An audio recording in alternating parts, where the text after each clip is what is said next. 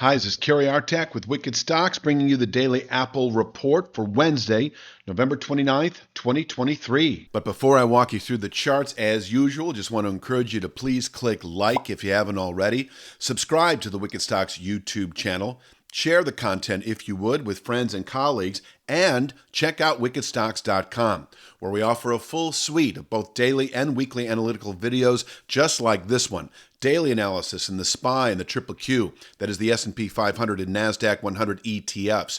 Weekly analysis in the S&P 500 Index, the NASDAQ 100 Index, the Long Bond ETF, the TLT, as well as 2 individual stock picks a week that you never see on YouTube. That is 8 a month that cater to the 3 to 5 week swing trader out to the 3 to 5 month near-term investor. We're always looking for at least 20% moves on those stock picks, and you can check out all of this for no cost for 5 days. We offer a 5-day free trial up front with a wickedstocks.com subscription. So sign up for wickedstocks.com, check it all out. If you don't like what you see within 5 days, you can cancel your subscription at no cost to you whatsoever. On with the chart, start with the big picture. We'll work our way into the day itself. Just a reminder, this is a weekly chart that, number one, we're in the midst of a long-term buy signal that played out last May when we settled above the mid-160s, 164.90 to 166.31. We did, following the July high, fall back to retest this long-term support area.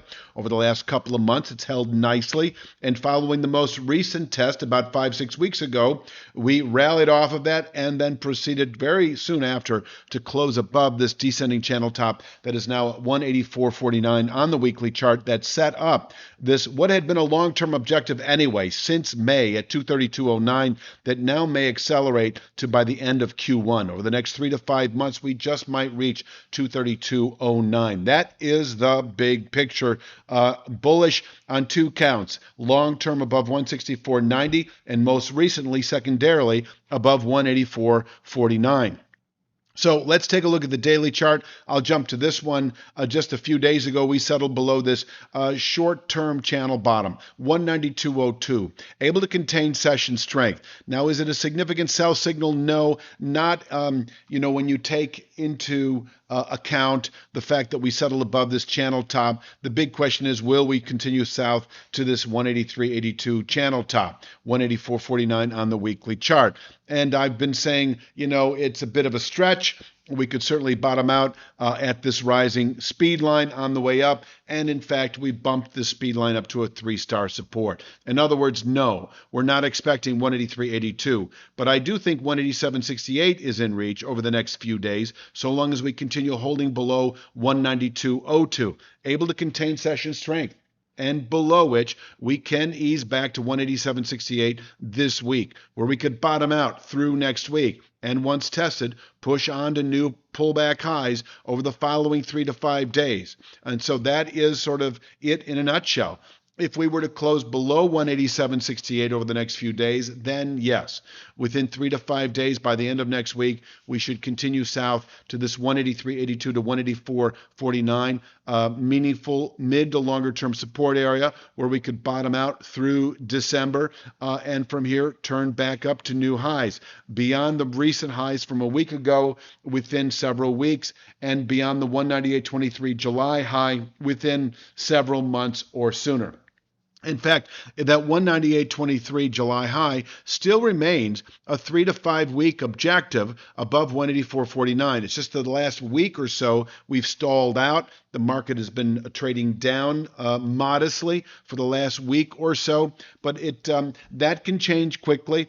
And in fact, I think the first sign of that changing quickly would be a settlement today above 192.02. I would then expect 194.90 within just another 2 to 3 days.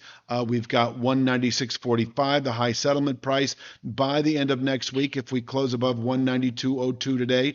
Closing above 192.02 rejects a classic sell signal that played out 3 days ago below this formation. We'd also close above this high settlement price of 191.45 in the process. So I think that sets off follow-through buying to 194.90 within a day or two, 196.45 within 3 to 5 days. And yes, inside of 2 weeks of closing above 192.02, we should reach the 198.23 July high, where we could double top for a week, perhaps a month. Closing above 198.23, though, is considered an eventuality given everything that's played out. And I would expect then within, a couple of months of that 217 even, and within, once again, 3 to 5 months or so, that longer term objective at 232.09. So for you options traders, if we do slip, and there's really no point in going over it right now, but I will anyway. If we ease back into the 184.89 area over the next week or two, and it's not expected unless we close below that 187.68 rising speed line once again. But if we do ease back into this zone over the next week or two, you could consider reaching for 198 or 200 out of the money calls that don't expire. I'd go several months out on that. You could consider also, as I've said before, reaching for 230, 240, 250 out of the money calls that don't expire for at least a year out. I don't expect this to take more than 6 months, but you want to go further out in your strike price than the perceived time it takes to reach your target.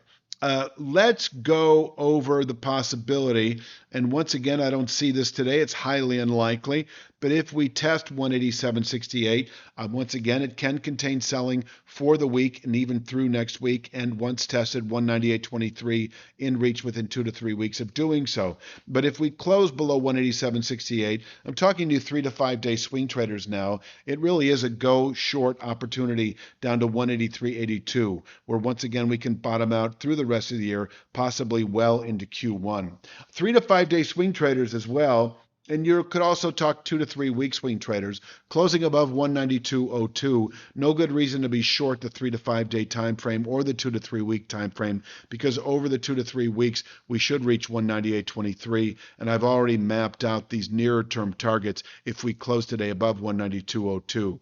If you're a 3 to 5 day swing trader and you're short below 192.02, I would cover above 192.02, and you're still holding out for 187.68, which I think is the play. But, we did close higher on Tuesday following Monday's low. So, we could kind of grind our way up here. We are in, I just want to remind you, the midst of both a long and mid-term buy signal. Long-term above 164.90, mid-term most recently above 184.49. So keep that in mind.